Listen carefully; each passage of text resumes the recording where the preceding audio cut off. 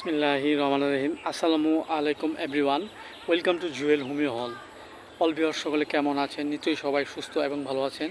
আজ একটি নতুন ভিডিও নিয়ে আলোচনা করব। ভিডিওটি হলো পায়ে পিরিক ঢুকলে শতভাগ সুস্থ হবেন। দেখেন এভরিওয়ান, এটি একটি ইম্পর্ট্যান্ট একটি ডিজিজ।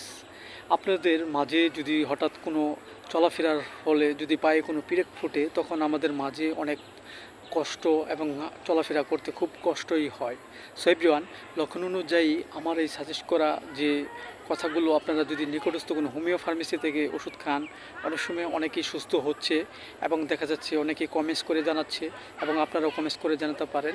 সো এভরিওয়ান, আপনারা আমার এই ভিডিওটি শুরু থেকে শেষ পর্যন্ত প্লিজ কেউ টেনে দেখবেন না।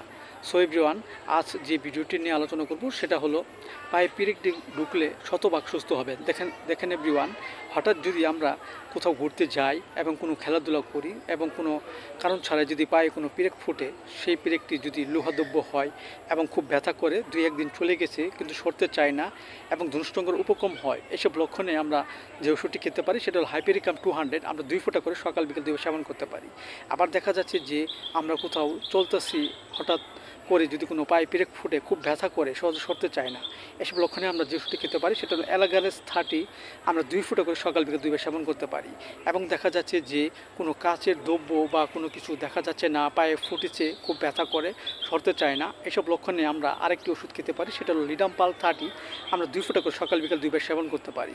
সো এভরিওয়ান, পাশাপাশি আমরা হোমিওপ্যাথিক যে বায়োকেমিক বড়ি সাইলোসিয়া 6-এর 4টি করে বড়ি চিবিয়ে আমরা হালকা গরম কুসুম পানি সহ সকাল বিকাল 2 বার সেবন করতে পারি।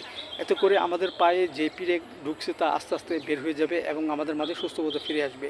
সো এভরিওয়ান, ভিডিওটি ভালো লাগলে অবশ্যই আপনারা লাইক দিবেন, সাবস্ক্রাইব করবেন এবং কমেন্টস করে পাশে থাকেন। Thank you so much.